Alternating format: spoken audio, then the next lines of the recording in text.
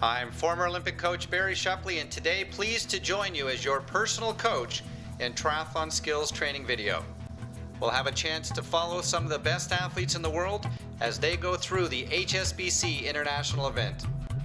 If you're a first-time triathlete just beginning, an age group athlete hoping to make your national team, or maybe somebody thinking of going long for the first time, this DVD is guaranteed to help improve your skills and tactics in the sport of triathlon. No sport has grown faster in the last 20 years, and you'll have a chance to see the up-and-coming stars heading towards the 2008 Olympic Games. We'll follow the careers of three international athletes, Andre-Paul Boulanger-Smith on the left, Sean Bechtel in the middle, and James Loring on the right. Three men who have dreamed of the Beijing Olympic Games and are working very hard towards that goal. I've had the privilege of working with each of the three of these athletes, and throughout the DVD we will watch them in their training using the specific drills that it'll take for them to become the best in the country and the world. Loring, a 26-year-old from Windsor, his grandfather was an Olympian in 1936. Sean Bechtel, the powerful swim biker, he's going to have to improve his run if he wants to be a factor on the international scene. And one of the best runners in the sport, Andre-Paul Boulanger-Smith, new to the sport of swimming, and we'll see that he's going to have to work on that throughout the race.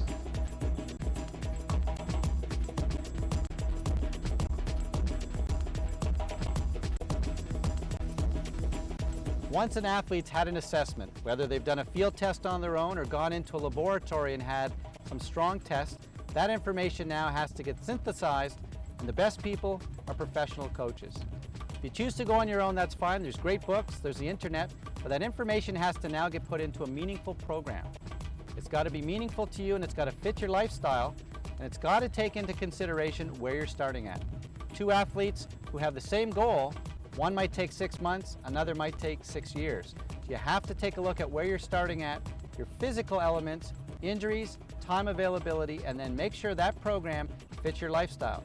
If you've got a 50-hour work week, you might only get 5 or 6 hours of training in a week. If you're a 19-year-old trying to qualify for the Olympic Games, you might be putting in 25 hours a week of training. So critical, take the assessment information, make sure that it fits into the program that you're starting at the level you're currently at. I've seen athletes start at low levels and make it all the way to the Olympic Games. It's critical that progression is a major part of this program and that it fits your lifestyle. Hi, I'm Sean Bechtel. Welcome to beautiful Caledon, Ontario, home of the HSBC ITU Caledon Triathlon. Well, Bechtel certainly will have a benefit having lived just a few kilometers away from the race site. And as the 75 elite men from around the world made their way to Caledon, Ontario, Canada, it was a chance to pick up international points, ranking points that these athletes need to get into World Championships and the Olympic Games. The skills that these athletes have to perfect, you will have to work on as well, and we're just about ready to start at the 2005 HSBC International Triathlon. The Olympic distance made up of 1,500 meter swim, and the athletes often do a 2-lap swim to come back to shore to be closer to the spectators. They did this in Caledon as well. The bike ride was 40 kilometers, 4 laps of 10 kilometers each, with each of the laps coming into the transition zone. A large hill out on the bike course certainly will become a major factor for many of the athletes without a strong cycling background. After the 40-kilometer bike, it's on to the 10-kilometer run, 4 laps, 2.5 kilometers each. And the athletes at the Caledon race will have the opportunity to run on wood chips, something that's very rare as most of the international races are on hard pavement, tough on the legs.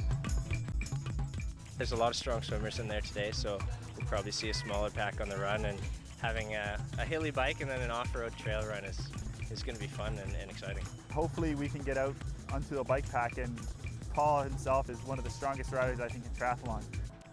Joining Sean Bechtel and Paul Tischler on the starting line was Nicolas Becker from France, the man who had come fourth just the year before. Brian Rhodes, a long way from home in New Zealand as he came to Canada hoping to get some international points. And the American Navy officer Tim O'Donnell hoping to get his first ever podium. The elite men just seconds away, that's Andre-Paul Boulanger-Smith in the red. And we found out just days after the shooting of this that he had a parasite which really knocked that man out for almost half the summer. Moving across to our elite men, it's Sean Bechtel just bending over adjusting his goggles, and the elite men just ready to start. 75 men across the beach, 2-lap swim, 1,500 meters total, and the 78-degree water temperature will mean no wetsuits for the elite athletes on this day. Very strong swimmers in that lead group of 8 or 10 and getting out very fast. Critically important for the athletes to make sure they have the day they're looking for. All athletes build their seasons around goals, whether you're an age group athlete or an elite. Goals are important. Goal setting is a very important part of achieving great performances. It keeps you motivated. If you see those small goals being achieved, often your large goal is ultimately achieved. One of the important things is to sit down with a person who has the skill and expertise to look at your big goal. Run the Boston Marathon, qualify for the Hawaii Ironman, or simply break 20 minutes for 5 kilometers. Whatever that goal is, some athletes might be able to achieve it within 6 months. Others, with a coach that is knowledgeable, they might realize it's going to take you 2 or 3 seasons. But if you have a coach that can sit down, look at your big goal, and then help you create small sub-goals, something to do this week, something to do this month or this summer, your chances of ultimately hitting the finishing line and achieving the big goal are greatly improved. Just over 650 meters in, the athletes 100 meters from shore, and a large group of 10 still together. And you can see from the shot on the beach looking back, a large gap between that lead group of 8 or 10 and our athletes at the back, still 150 meters from shore. It was Canada's Paul Tischler first out of the water. Just behind him, his teammate Colin Jenkins, Daniel Wells. That was Sean Bechtel and Brian Rhodes from New Zealand just heading through right there. David Reed from the United States of America. And Nick Hasty from Canada just coming through after 750 meters. Doug Freeman, Andre Paul Belanger Smith, and Nicholas Becker just going back in right there. As our athletes finish one lap, many times the athletes go out a little bit too fast in that opening lap and really have to pay the price. Swimming, such an important element of triathlon. Many athletes have to work years to perfect the skills to become a great triathlete. And we had a chance to take a look at just a few of the swim skills these athletes work on a daily basis.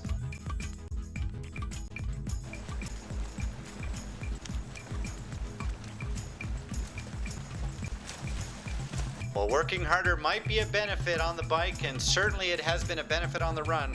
Working too hard in the water can be a huge disadvantage. Anybody who's gotten into the pool for the first time can feel fatigued after just 1 or 2 laps. And one of the things that we work on in our clinics is relaxation. These athletes right now are working on specific drills for body position, and by putting a pull buoy or a kickboard between their legs, rotating back and forth, they're trying to get the rotation that's required to make sure they stay in great body position throughout the swim. Back now to the 1,000-meter mark of this 1,500-meter swim as the athletes come to the second of the last buoys at the far end of Innes Lake. And you can see a small group of about 8 or 9 athletes have now had a significant gap on the rest of the field. Canada's Daniel Wells taking over the lead as he has so many times over the last 4 or 5 years. The former national junior team member for Canada, All-American swimmer for 4 years in the US, and he is using his swim abilities to their full potential at this event today. Starting to take a look at the athletes making their way back toward shore. The athletes in the chase group, James Loring, one of the athletes we'll be following throughout the day, was anticipating a stronger swim. Not getting out fast in that first 400 meters, certainly a disadvantage to Loring as he had to work his way through a group of almost 50 men, and right now is not sitting in that lead group of 9. Canada's Andre Paul Belanger Smith, better known for his running abilities, and it takes about 3 to 4 years to master the sport of swimming if you're coming from a running or biking background. And Belanger Smith will have to be satisfied with the fact that it's going to take him a little bit longer to get up into that lead group where athletes may have been swimming for the last 10 or 12 years in swim clubs. Less than 50 meters from the end of the swim, and the athletes now starting to think about the transition zone and the very long run that they have to do from the end of the swim all the way to the bike. Sometimes it might be anywhere from 300 to 400 meters in just over 19 minutes. Daniel Wells out of the water, Paul Tischler, Colin Jenkins just behind, David Reed into that group. There is Sean Bechtel. Close to home, Nick Hasty, his Canadian teammate, into there, Brian Rhodes as well, as they make their way up through an almost 400-meter pathway to get to their bicycles, and that's Paul Tischler just coming into the transition first, getting the helmet on. The cycling shoes are already on the bikes of these elite athletes as you take a look. And that is Paul Tischler already heading out onto the start of the 40-kilometer bike ride, and the transition can be a major factor. If athletes don't get out within less than 20 seconds, often they will miss the pack as they head out onto the course. Bechtel just doing up his helmet right there. The group of 9 heading out onto the start of their 40-kilometer bike. And the chase group of athletes will be coming up about another 30 seconds behind. You can see these athletes are still in their bare feet. They'll go anywhere from a half a mile to a mile down the road, depending, before they get into their cycling shoes to make sure that they don't get dropped in that opening loop of the 40-kilometer bike ride. Heading up the hill out onto Innes Lake Road, our lead group of men are heading out, and now come the chase pack. That's Doug Freeman, a bronze medalist at a World Cup race for the U.S. He has not had a great swim today. Kyle Jones, there's James Loring just coming out of the water right there. So Loring is back by about 45 seconds behind where he would have anticipated, and he and American Manny Horta are going to have to go very quickly. 18:57 for Daniel Wells. We look back after the 1,500-meter swim. Brian Rhodes, Sean Bechtel, and Timothy O'Donnell into that lead group, but that lead guys all within less than 8 seconds, and they stayed together as a pack through that 1,500-meter swim.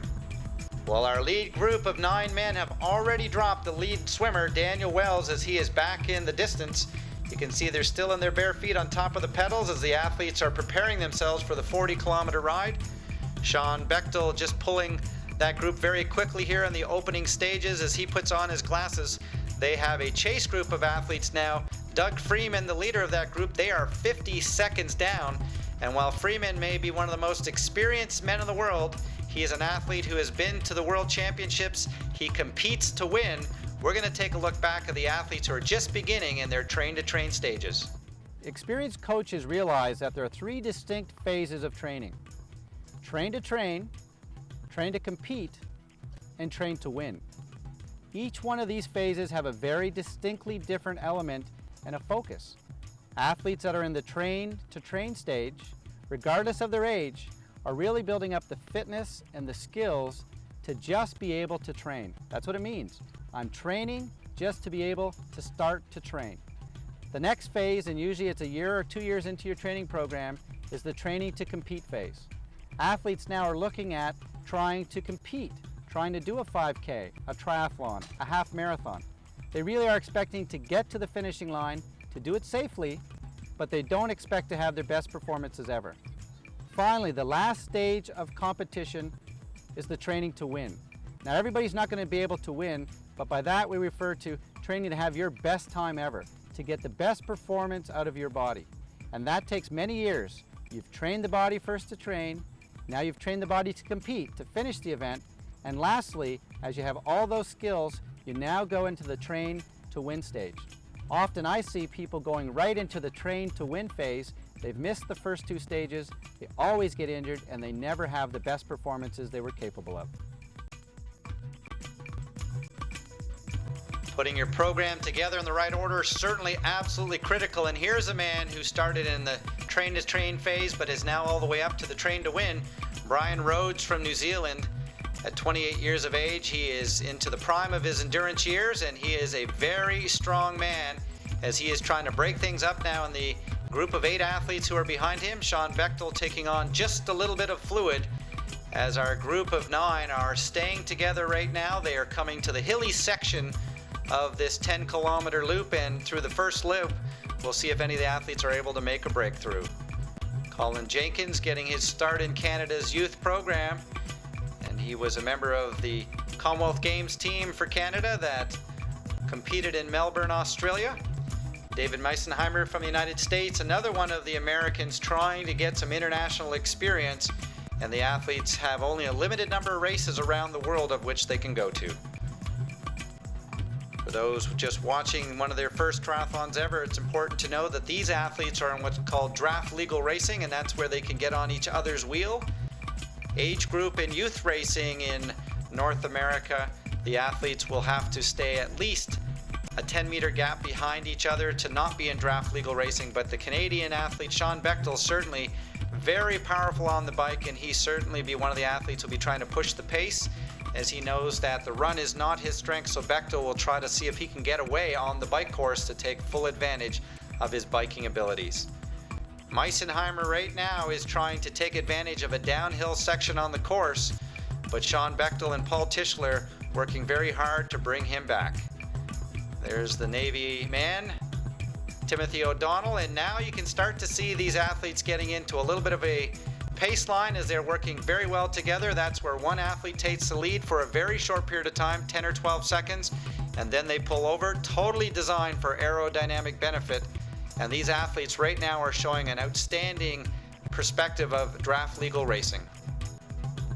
Meisenheimer again out of the saddle as he comes around the corner, and it is very costly, so an athlete has to be very confident that they're going to get away if they're going to do that. And as you can take a look once again, that is Paul Tischler looking over his shoulder, Brian Rhodes, and one by one right now the lead group of men are working extremely well in their pace line, and that is important for the aerodynamics because they are trying to put as much of a gap as they can on the chase group of athletes from behind. Our chase group of athletes almost a minute down right now, and they are going to have to work very hard if they want to start to catch up. James Loring and Andre Paul Belanger Smith into that group, as well Kyle Jones, a young Canadian athlete, and Daniel Wells, who led out of the water, has been dropped back to that chase pack, so he's lost almost a minute in just the first 15 kilometers. The red bathing suit right there, that is Nicholas Becker from France, David Reed from the United States of America, and these men are putting out anywhere from 250 to 300 watts. And that is a significant amount of effort and energy that they are putting out right now, averaging in excess of 45 kilometers an hour, just over 25 miles an hour as they go through the first section of this 40-kilometer bike ride. James David Taché from Quebec, Canada, one of the up-and-coming athletes from that nation, as he's passed by his Canadian teammate Sean Bechtel, who right now is really pushing the pace. We're looking back to our chase group of athletes, and very important that these athletes take on some fluid. Once again, Andre Paul Belanger Smith in the red right there. We had a chance to have his blood assessed after the race, and he had a parasite which significantly took him out of the 2005 summer of racing. A small breakaway right now is Sean Bechtel from Caledon, Ontario, Canada, a three-time national team member. He was a Pan American Games member as well. And with a victory in his home country, he's hoping to try to pick up those international points that will get him on the 2008 Beijing Olympic team. Bechtel just graduating from university, where he'll be able to put his full energy and effort into racing over the next few years. The athletes will be heading back towards the transition zone through the crowd and past all of the spectators, back out onto the course, where they'll have a chance to see their competition on the out and back section. Colin Jenkins and Paul Tischler riding very well right now, the two men in the black one-piece suits. Paul Tischler just graduated from the University of Alberta, and a large percentage of these elite athletes have at least one university degree. University, a great place to develop the skills of swim, bike, and run, particularly varsity swim and run teams, and many of the young high school triathletes focus on university racing and training as they go through their career development. Looking back right now into our lead group, they are trying to put as much time as they can on the chase group of athletes, and as we take a look at our chase, they right now are down by in excess of a minute as Doug Freeman, as strong as he is, he needs to have a group of other athletes to work with him. Daniel Wells, the man who led out of the water, back into that chase group right now, and they are riding about 43, 44 kilometers an hour, but they are continuing to lose time. They are not nearly as efficient on the bike right now as that lead group of athletes are. Bike skills oh so important on this event. A chance to see Sean Bechtel, Andre Paul, and James Loring in one of their training sessions leading into the Caledon International Triathlon and working on bike skills, very important in training. Athletes who want to ride in a group need to perfect their skills, and this group of 6 very efficient as they work on a 2-line pace line. One side will block the wind for the other athletes. You take your lead for 10 to 12 seconds and watch as the athletes pull up, come across, and allow another athlete to take the lead. Very efficient riding. The athletes don't collect too much lactic acid while they're in the lead, and this is a great way for athletes to work very fast and not accumulate a lot of fatigue. When the athletes get into the races, they'll have perfected these skills in the draft legal racing that juniors and elite athletes have to race in. These are very important skills to be able to be in a pack going 45 or 50 kilometers an hour and feel very efficient. Sean Bechtel just to the left of the screen, one of the strongest men in the sport, and that's a great shot of a two-man pace line as we're now back to the Caledon race. And these athletes now will be doing this in the event, so you can see how important it is to try to pull away. Is Sean Bechtel in the red, Paul Tischler in the black, and Brian Rhodes in the gray are trying to make a small three-man breakaway right now from the chase group of athletes. And if that larger group of 8 or 9 work together, they should be able to pull that trio back in.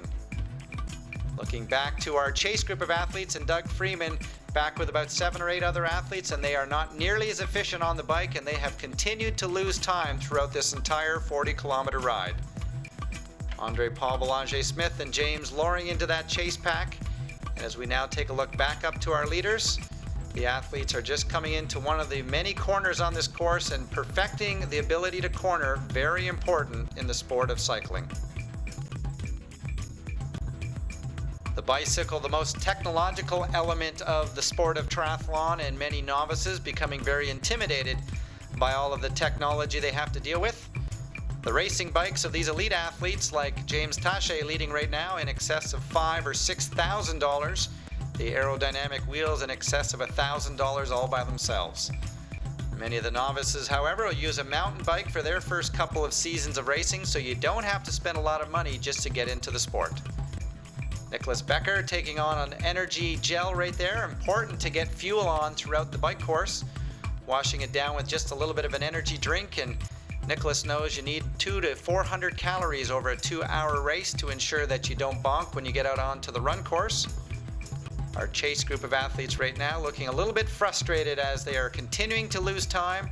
None of the athletes want to take the lead, and they are wasting a lot of precious energy right now getting frustrated out on this course. Certainly James Loring would have anticipated he, along with Doug Freeman, to be up into this lead group, and as they come back towards the end of the 40-kilometer bike ride, that is Dave Reed from the United States of America, the very powerful man who has done many bicycling miles. You can tell by his quadriceps. He'll have some problems, I think, when he gets out onto the run course. But as our chase group of athletes right now are starting to realize that they are going to have a significant amount of time to make up out onto the 10-kilometer run, our leaders will now be coming in the final stages towards the transition zone. Working on technical skills, a very important part of triathlon, and I take my athletes often to parking lots where there's not a lot of traffic, and they'll simply do loops around the parking lot to work on their cornering skills. And here you can see the athletes as they come into a corner. You must lift your knee up from the corner you're going into and push down hard on the outside pedal. And these athletes have mastered cornering very well. They lose very little time as they go around corners, whereas novices always have their hands on the brakes, losing significant time. It's the end of the 40-kilometer ride now as Paul Tischler starting to make his move. It is Dave Reed who has led for a good portion of this 40 kilometers. Timothy O'Donnell sitting into that group as well. Sean Bechtel has done a tremendous amount of the ride, and the athletes now will realize that they are going to have to look around to see which athletes have the best running capacities, who to worry about as they come into the corner. And now they start to get out of their cycling shoes. This is a skill that only the elites have been able to master. Paul Tischler now already out of his cycling shoes to ensure that he has a very fast transition. Sean Bechtel has mastered this skill as well, the man in the red bathing suit, as they'll be coming down the final 200 meters into the transition zone and getting ready to head out on this 10-kilometer run. It's Canada's Paul Tischler and Sean Bechtel, 1-2 off the bike. Timothy O'Donnell from the US Navy coming off in third. And these athletes, along with the 5 or 6 others into that group, New Zealand's Brian Rhodes, Colin Jenkins, Nicholas Becker from France, David Taché coming off as well. And here come the chase pack, and there's some great runners in there. James Loring going to see if he can make up some time. Andre Paul Belanger-Smith certainly looking like he's suffering from that parasite that he has carried for the last couple of weeks. They'll come off the bike and then head out onto the 2.5-kilometer loop 4 times, right past the grandstands as Brian Rhodes takes it out very hard. Paul Tischler in black right there is in second place. Colin Jenkins, as those athletes head out onto the start of the run course. Our chase athletes now coming off. Loring in the red bathing suit right there. Doug Freeman, the tall man, 6'4", as he will put down his helmet and head off. Andre Paul Belanger-Smith into that group. Daniel Wells as well. Kyle Jones, one of the best runners in the sport, as he'll head off, but they have a significant amount of time to make up and a very difficult course. Very efficient running by Kyle Jones as he heads out onto the start of the course. Staying relaxed, also important, is James Loring going by right there. Doug Freeman as well. Andre Paul looking very, very tough as he heads out onto the start of this run course. 1:24.01 for Tischler and Jenkins as they come off at the end of the bike. Sean Bechtel into that group. Timothy O'Donnell as well, as our lead group of men will realize that they have an almost 2-minute gap as they head out to start this 10-kilometer run. Paul Tischler and Colin Jenkins running very well through the early stages of the 10-kilometer run. Sean Bechtel certainly worked hard over the year and his run dramatically improved. While our natural inclination is to think that harder work will lead to faster times, the reality is relaxation is so critical in improving your speed in almost any sport. When you look at running, athletes who have clenched teeth, clenched hands, very tense muscles, never set personal best times. They always almost end up getting injured. If you want to run well, you have to stay relaxed. Keep the shoulders relaxed. Keep all of the arms relaxed. All the motions should have a specific movement. It should have purpose. Any athlete who has a clenched fist, clenched face, is using up significant energy to do nothing more than look impressive, but probably run slower than they should be.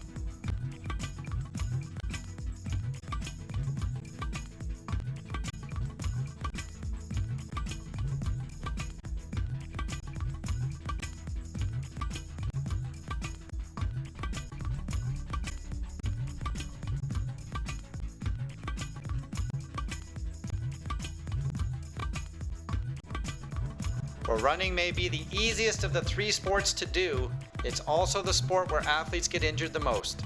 Important that very specific training programs are put together that both make sense but don't overextend the athletes in the early stages of their training. If we take a look back into the athlete on the red just coming into our screen, Nicholas Becker right now, who's in 4th place, came into the Caledon race with a hamstring injury, and you can see he's really laboring and he likely will have a problem for weeks to come after this race. Form, technique, very important. Paul Tischler right here is showing that he's got great turnover and continuing to lead the race. One of the forgotten elements of running is leg turnover. How many times does your feet hit the ground in a minute? Joggers, people who go out on a consistent basis and just sort of put in the miles, often have very slow leg turnover. That transfers generally into inefficient running. If you want to improve your running, you really have to improve your leg turnover. Best way you can do, find a small hill, 1 to 3% grade, 150 meters long, go to the top of the hill and just let gravity help you improve your leg turnover. Get on a treadmill, 5 to 10 minutes. Just think about turning over your leg speed a little faster than you normally do. Your mind would love to keep your leg turnover slow, so you have to consciously improve this if you want to improve your running. Becker making a move late into the 3rd lap as he catches Jenkins, and Tischler continuing to lead. In fact, he's lapping the athlete just ahead of him, but you can see Nicholas Becker continuing to suffer right there. Colin Jenkins right now sitting in 4th place as those 2 athletes are having a great battle for the last podium spot. Technique, a very important form of running, and Paul Tischler, a track man, certainly realizes that drills are critical to speed. This particular drill is a crossover. Most athletes are very tight through their hips, particularly those who marathon run, 10K run on the track 4 or 5 days a week. If you can't do crossovers, both sides, without feeling tightness, there's a great chance you've got restriction, impairment, and likely injury down the road. Back on to the final 3 kilometers, and as Tischler heads back into the bush, it is Colin Jenkins and Nicholas Becker who continue to battle each other in the final stages. Fuel will become a very important element now as the 90+ degree heat becomes a very important factor for the athletes in the last stages. They're fortunate here at the Caledon race that they have a little bit of tree cover. Most of the triathlons that athletes will be racing in have very little coverage completely. And a big smile on his face is Paul Tischler, the graduate from the University of Alberta. The engineer will make his last few hundred meters to the finishing line. Tischler, who was one of the lead swimmers, strong, powerful cyclist, loved that tough course, was able to run away through the final stages and win the 2005 HSBC International Triathlon. One of the first major victories for that man at home in Canada, and as he looks over his shoulder, It will be Paul Tischler crossing the line with an outstanding time of just over 1 hour 56 minutes. And Tischler putting it away on the run. Certainly that very powerful man was able to do it through the tough run course. First time on the podium for the Navy's Timothy O'Donnell as he crossed the line in second place, gaining some very important international points. And Nicholas Becker, the man who came fourth the year before, came back to Canada to get on the podium. Even with the sore hamstring, Becker crossed the line just over 1 hour and 57 minutes 39 seconds for the man from France. Taking a look on our podium, Tischler, O'Donnell, and Becker. Colin Jenkins in fourth. Brian Rhodes from New Zealand, a long way from home and a great performance. Sean Bechtel getting one step closer to his dream of the 2008 Olympic Games, picking up some international points. Doug Freeman from the U.S. with one of the stronger runs on the day. And as we look at our three medalists on the day, Garth Bechtel from HSBC handing out the big paychecks as the athletes who've come a long way from home picking up some big paydays here in Caledon. Many people have a training program, they work very hard, they get to the race, but then they don't do anything with that data after the event ends. Really important in my estimation to sit down very quickly within maybe a couple of hours after the race to assess. How did the race go? Did you meet some of your goals? What were the environmental factors that happened? Was it too hot that day? Very windy? How was the competition? Take a look at your own data. How many kilometers or miles per hour did you average on the bike? What was your 10-kilometer run time or your longer half Ironman time if that was your event? Really important to look at the data, and then lastly to ask yourself, have you been improving in the areas you've worked on? If not, then over the next 2 to 4 weeks, that might be the area that you need to focus your energy. Athletes who end the season with great performances don't always have great performances right in the middle, but they take that information, they analyze it, and then they use their time wisely over the last few weeks. If you want to have great racing this year, make sure you analyze your results after each event. While few of you may have aspirations of going to the Olympic Games like Sean Bechtel has, it's important that you use the skills in this DVD to maximize the limited time you may have to train. Take a look at the sub-menus. Ken Royds has given us his 30 years of great experience as a swim coach and put it into just a very few manageable drills. Look through the biking section of the DVD. There's great opportunity to improve your performance and to reduce the risk and fear you may have on the bicycle. Throughout the run section, we have the drills that'll keep you away from injuries throughout your training career. Take a look at Karen's Dryland. It's a great way to stay in shape and to stay away from injuries. If you're a first-time athlete, your goal may be to just get to the finishing line. If you're an age group athlete who've been racing for years, there may be just the tidbits to help you get there a little bit faster. On behalf of the coaching staff at Personal Best, I'm Barrie Shepley saying, see you at the races.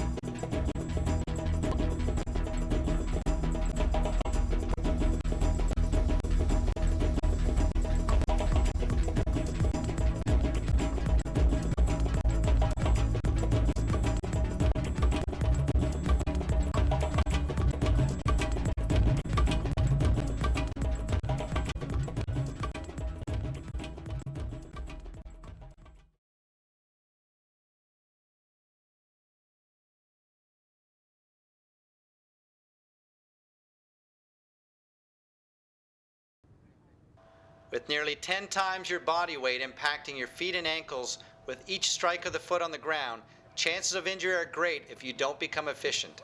The body in the middle of the track.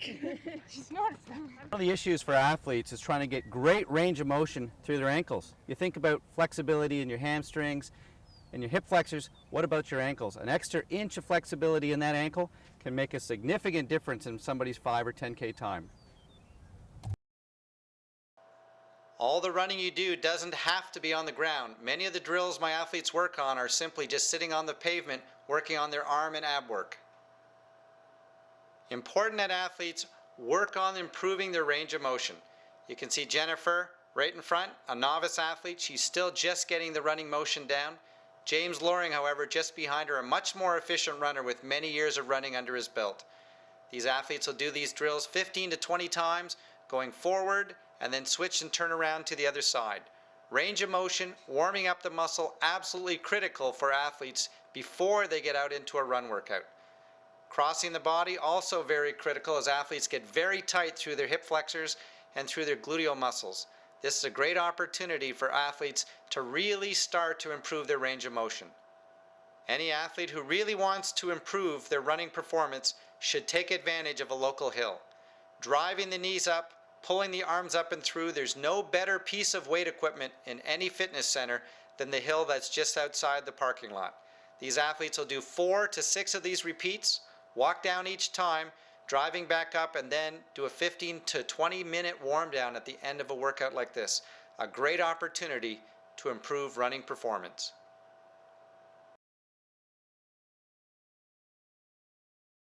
Restriction of movement is a big problem when it comes to running well. The best runners are able to bring their heels right up into their bum. This particular drill, I call it kicking your own butt, and the athletes have to keep their hands at their back, try to bring their heels all the way up and touch their fingertips every time.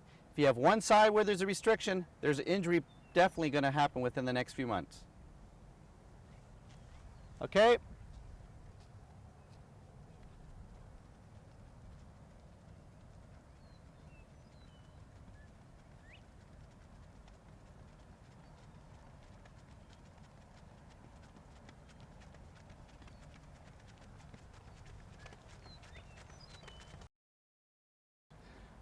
This particular drill is a crossover. Most athletes are very tight through their hips, particularly those who marathon run, 10K run on the track 4 or 5 days a week.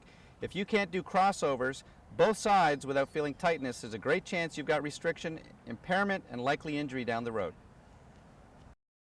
One of the issues for athletes is trying to get great range of motion through their ankles. You think about flexibility in your hamstrings and your hip flexors. What about your ankles? An extra inch of flexibility in that ankle can make a significant difference in somebody's 5 or 10K time.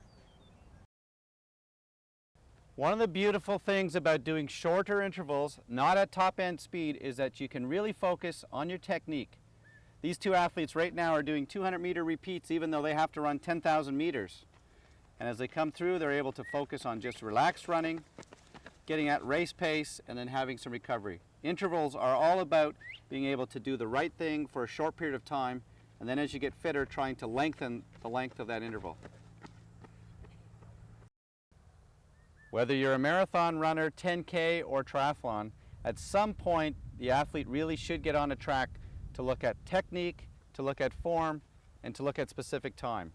These two athletes right now are running well within their form, knowing that even though they have to train for 10,000 meters, these 200-meter repeats at race pace allows them to focus on their technique for a short period of time, stop, refocus, and do it again.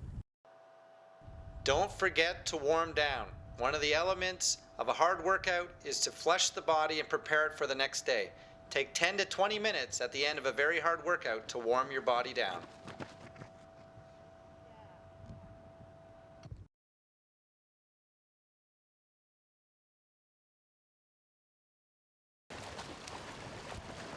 Swimming is by far the most technical element of the sport of triathlon.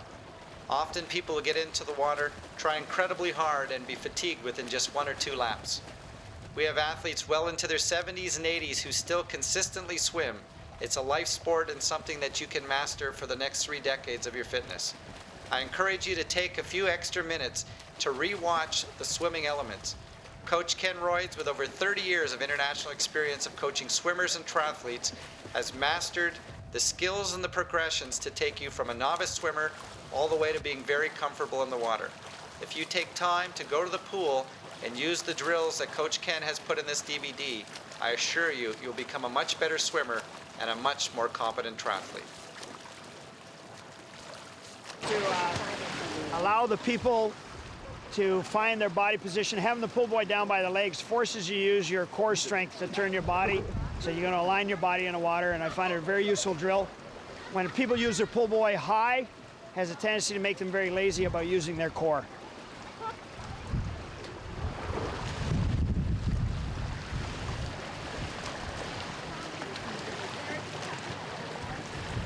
Float, float, float.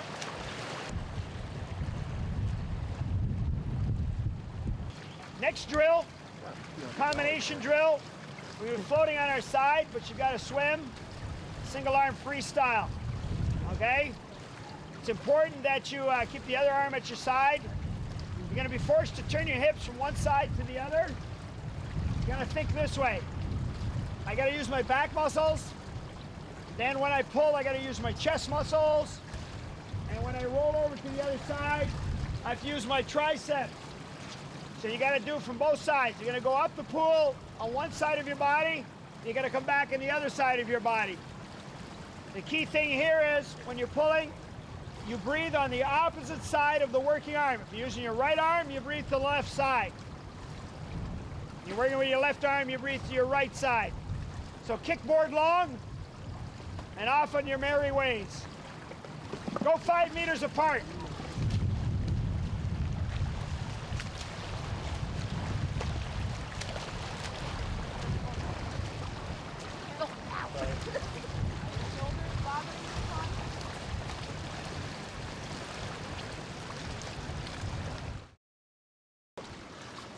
What was happening was people were turning their head before they turned their hips. You must turn your hips to trigger when you turn your head to breathe. So in effect, you cannot turn your head or take your breath in order to pull on the water. What you have to do is take your breath and then pull on the water. So now we're going to do the same drill but without a board, and you're going to be kicking. So it's going to be critical that you turn your hips to take your breath. So you turn your hips to take a breath. This is going to become very important when you add your legs onto it. You've got to take your breath before you pull. All right, off you go. Freestyle, one arm, right side, left side.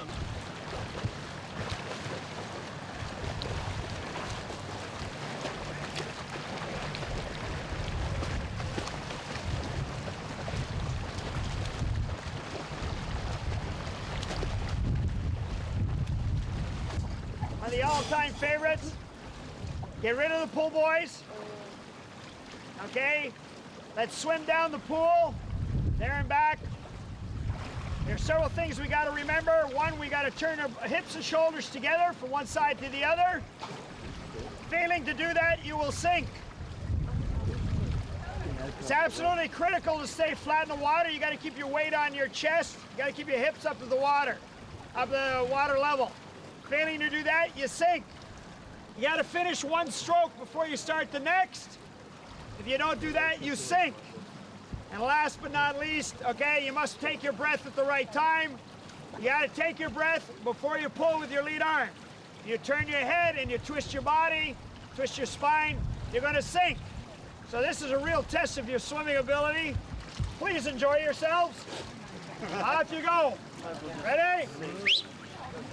Hands only. It's an excellent drill to test your overall swimming coordination and balance and breathing abilities. It brings out a lot of faults when you use just the band or you tie someone's feet together.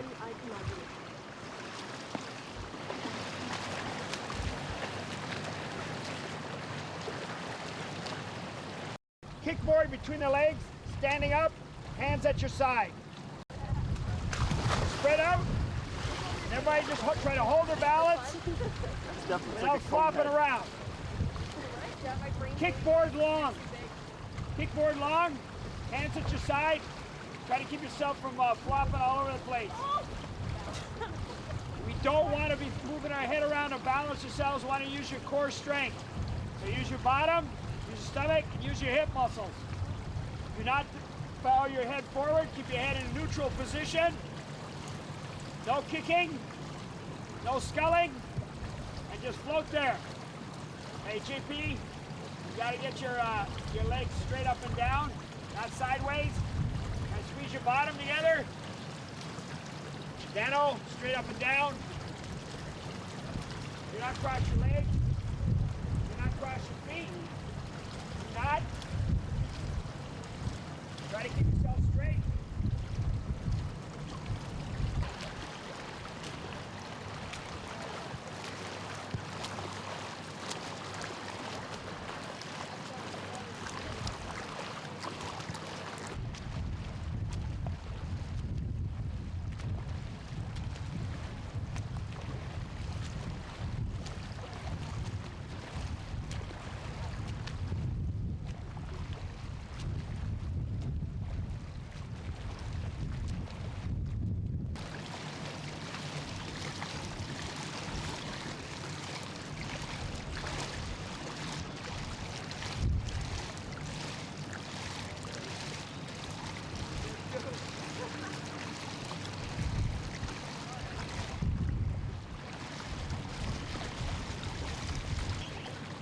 Next drill, side float.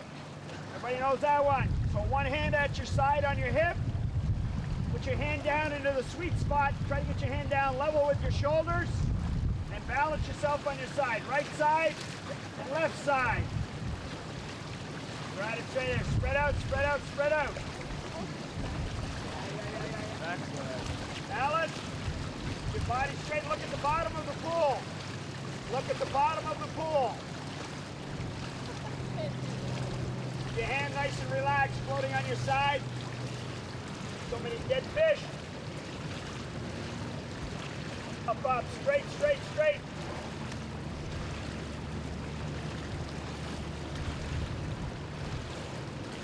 Stay in the same spot. You're not supposed to be moving around. Floating without moving. Just float and balance. Next drill, we're all going to float on our back with our hands above our head. And when we're nice and comfortable, you're going to roll over on your stomach and return from the same side onto your back again. So you're lying on your back, going to turn onto your stomach, then turn back onto your back from the same side. And you're going to learn how to rotate both sides. Once on the right side, once on the left side. So everybody on their back, their hands above their heads. Nice and straight. Float, float, float, float, float. Turn over in your back and then turn over your stomach.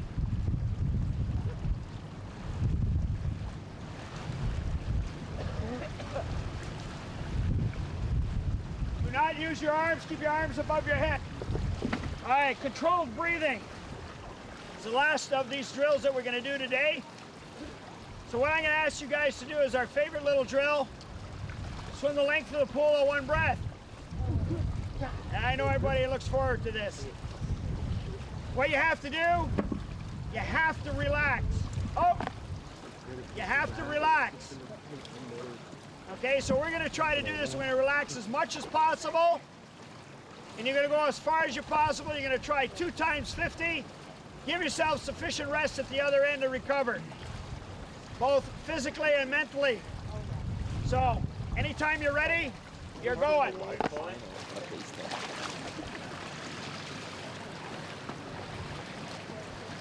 purpose of this drill is to relax as much as possible, have an economy of effort, and swim as far as you can in one breath without passing out, basically. And in order to do this properly, you can't overkick what this young man's doing right in front of us, the child doing. The more you kick, the more you use, the more oxygen you use, and that puts you into oxygen debt too soon. So most of these guys are doing this pretty well. They're catching on.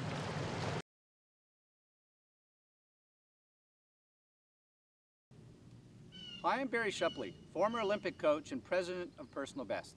Today's coaching tip is dealing with racing in cold water. When you come from Canada, you know it's one of the big problems. Early season races, late season races, cold water. I know the wetsuits have really made things much easier, but one of the things you have to worry about is getting into the water early. Athletes who get to very cold water start to feel like they're hyperventilating. Get into the water 5 to 6 minutes early, put your face down, and just work on breathing. I know it's going to be feeling uncomfortable, but it's critical. After that first 4 to 5 minutes, athletes often feel much more relaxed. Maybe the first couple hundred meters, a little heads up swimming, breathing every time, and the last and most important thing, remember that your fingertips get very cold and you start to lose the feel for the water. One of the things that athletes who swim in cold water say all the time is they really didn't have a feel for the water that day. You're going to have that exact same feeling, so don't feel any differently.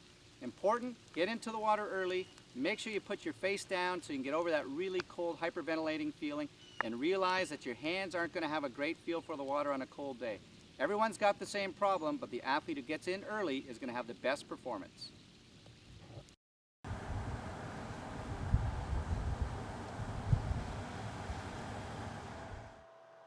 Hill climbing may be the most difficult part of the sport of triathlon. Here on the right side of the screen, James Loring, staying seated with a very nice cadence. Important that he doesn't have too large a gear, keeping his heart rate under control. Our athlete to the left, rocking back and forth as he's now out of the saddle, heart rate starting to climb, and this athlete will start to become very inefficient within a very few seconds. Keep a nice cadence and turnover. Keep in very, very nice straight body position climbing the hill. Descending may be the most fearful part of triathlon. Athletes will get over the speeds of 70 and 80 kilometers. Here you can see this athlete pushing their bum back to the back of the seat to keep their body weight and center of gravity towards the back of the bicycle. Relaxed arms onto the handlebars. Make sure that you don't have too much of your body weight up and over the front of the bars. That's where danger begins. Cycling in a group certainly very important, and here you can see athletes in a pace line. Our lead group of athletes led by Sean Bechtel into this group, trying to work together. The athlete comes to the lead, takes 10 to 15 seconds, and then immediately pulls over. You can see the athlete at the back pushing over. As they cross over, one athlete taking 10 to 15 seconds, 20 to 30 pulls, not accumulating much lactic acid, not taking too much of the work at the front, as now Andre Paul Belanger Smith takes the lead. James Loring now trying to catch back up. A group that works very efficiently together can save 30 to 40% of the energy, going dramatically faster. A great shot here, as you can see the athletes in a two-man pace line as they're coming down through, and they will be in speeds of 50 to 70 kilometers as they come through here, still able to stay on each other's wheel. This may be a skill that may take amateur athletes a little bit longer to master, but once they do, their ability to ride in a pack and feel comfortable are very significant. Athletes are encouraged to take a little bit of time around elite cycling groups. Most communities have some ex-cyclists that'll take a lot of time to help you with your cycling. Most of the crashes that do occur on corners, and we take a lot of time within our clinics and camps on our athletes to work and perfect cornering. Coming in, lift the knee up of the corner you're coming into, push down on the opposite side pedal to give you a little extra traction and pressure on the ground. Athletes should take some time in parking lots, a great place to come with very little traffic and a sense of security that you can perfect the skills of cornering to enjoy the sport of cycling that much more.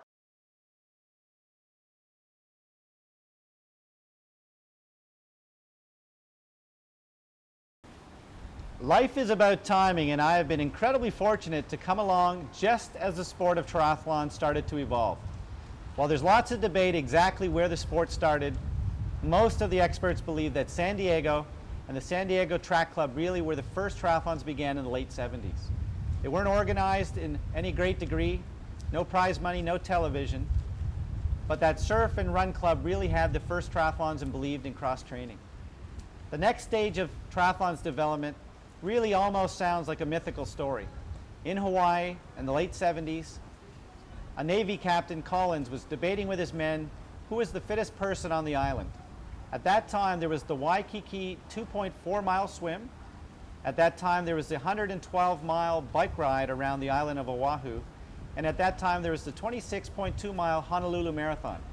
He said as a joke, if you could put all three of those athletes together and race that event, the fittest person who would come out of all three events would be the island's best athlete.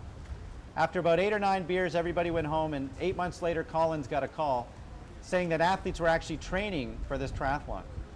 He went back to the island and asked a local fitness expert to help him put on that first race. And that very first event had less than a dozen people doing it. They didn't shut down any of the roads. You had a map. You were able to stop whenever you wanted to. But somehow, the energy of that first Hawaii Ironman started to capture the imagination of many. As days went on, eventually the next year, Sports Illustrated got involved, and then a couple years later, the really defining moment for the Ironman. With Julie Moss, an American, just about to win the Ironman on the women's side, she fell to the ground less than 100 meters from the finishing line and started to crawl to the finishing line, totally depleted of carbohydrates.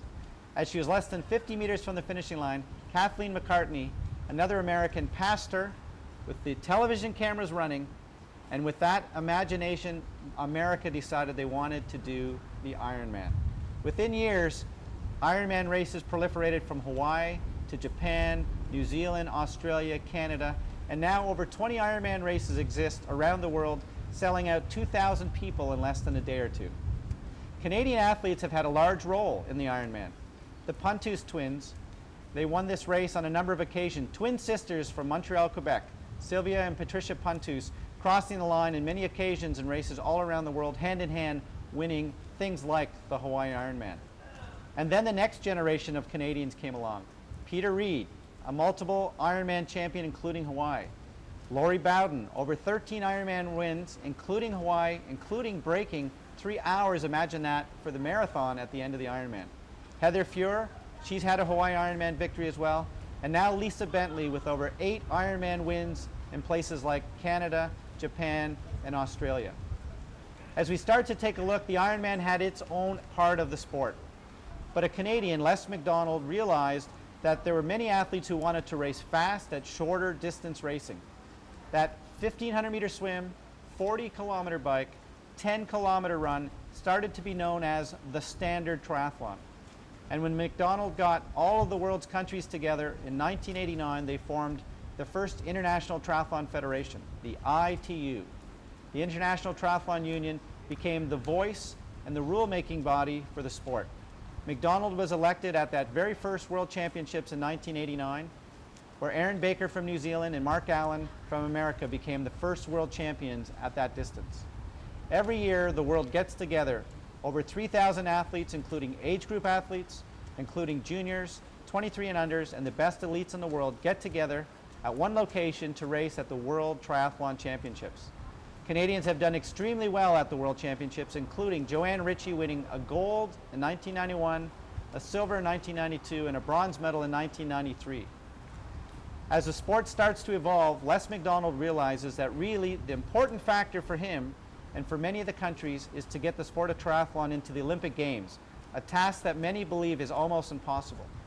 In 1989, the sport begins with national federations, and just 5 years later, in 1994, Les McDonald is able to get the sport of triathlon into the Olympic Games. When Sydney was named the host for the 2000 Olympic Games in 1994, triathlon and taekwondo were named as the 2 new sports that came in.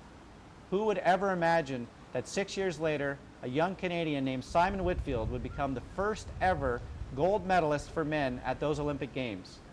The Canadian women's team included Carol Montgomery, Isabelle Turcotte-Baird, and Sharon Donnelly. And unfortunately for Canada, Carol Montgomery, one of the highest ranked athletes coming in, crashed in the early part of the bike race, broke her wrist, and wasn't able to finish that day. Isabelle Turcotte-Baird became Canada's first and highest placed finisher at the 2000 Olympic Games. One of the things that I realized back in the 80s was there was an importance of evolving the sport in Canada as well. And people like Les McDonald, Lorene Barnett, myself and others created Triathlon Canada in the late 80s, a national governing body to help develop the sport for age group athletes, for juniors, and for elites. Simultaneously, we each created provincial bodies, and I helped create the Ontario Triathlon Association in the mid-80s. That organization now has in excess of 3,000 members, and each of those provincial bodies help develop coaching, information to get out to young athletes, and help run youth programs as well. Probably the program that Canada has become most famous for is Kids of Steel. I realized that we had a sport that had many adults and few kids. And so in the 80s, I created a program called Kids of Steel, and we were able to get that program now into every province. Some races now in excess of 800 athletes. I host a race in Caledon where we have 105 kids who are under the age of 6 in the 3 to 6 category, using water wings, tricycles, and little 100-meter runs to the finishing line. Corner Brook, Newfoundland, on one end of the country, has over 500 kids racing on a yearly basis, and Kids of Steel now has gotten a tremendous amount of visibility as some of our graduates have gone on to become national and Olympic champions. If you take a look at the growth of the sport, in less than 25 years, it went from a handful of athletes on a beach in Hawaii with no rules, no television, no prize money, to elite athletes now able to make their full living doing the sport. Television has played a significant role in the sport of triathlon. We've realized that providing an opportunity for physically disabled athletes in Canada has had world champions who are blind, who are in wheelchairs. The sport has realized there's opportunities to race within weight categories, and so the Clydesdale category for the big guys and the heavier women are able to race against each other in their same weight category. And probably the thing that's most exciting for age group athletes, the 5-year age categories. Athletes ranging from 20 all the way to 85 plus get to race at the World Championships every year. Canada's Roman Jessic at 85 plus now is the oldest finishing triathlete at World Championships and continues to be an inspiration to Canadians from Victoria to Newfoundland. When you take a look at this sport, there's something for everybody. There's long distance at the Ironman. There's the shorter distance, the Olympic distance that the age groups and the pros race at. In the year 2001, myself and Jackie Gallagher from Australia realized that the juniors shouldn't be racing at the Olympic distance. A 2-hour plus event for 15 to 17 and 18-year-olds, probably just a little too long, and we created the sprint distance. From 2001 onward, junior athletes raced in a 750-meter swim, a 20-kilometer bike, and a 5-kilometer run. Maybe now the most significant difference between the elite athletes and the age group athletes is the aspect of drafting. Drafting is where athletes get behind each other on their bicycle and are able to get very close on their wheels, just like a bike race. In order to give an opportunity for spectators to see the elite athletes and stadiums coming by them on a regular basis, drafting was a necessary element change in the rules. The age group racing participants continue today to not be allowed to have drafting in their sport, but the elite athletes do. And so if you want to be a top elite at this point or junior, swimming becomes a very important element. As the athletes come out of the water, getting on to the wheels of the other cyclists in your pack make a significant difference at the finishing line. Well, this little history has been by no means exhaustive. It certainly has focused on the fact that Canadians have played a large role. Les McDonald will remain the international president until 2008, the man who helped bring sport of triathlon into the Olympic Games. Individuals like Graham Fraser, who is one of the pioneers in developing the sport of triathlon and age group racing in the country, continues now to be one of the leaders at putting on Ironman races around the world. On behalf of the sport of triathlon, I want you to realize it's a sport for everyone. We have athletes over 85, we have 3- and 5-year-olds doing Kids of Steel, we have juniors who are dreaming one day of going to the Olympic Games. Canadians behind the scenes have played large roles. Bill Hallett from Triathlon Canada, the second president. Our first president was Les McDonald, but he passed the reins on as he became the international president to Bill Hallett, who took the sport of triathlon in this country from having no budget, no government funding, to now over $1 million a year in funding and elite athletes who are now getting karting. How far we have come in less than 25 years. On behalf of myself and all of those who have continued to play a large role in the sport of triathlon, I encourage you to consider being a participant, consider being official, consider getting involved as a coach, a volunteer, or a race director. You'll never regret the day you got involved in the sport of triathlon.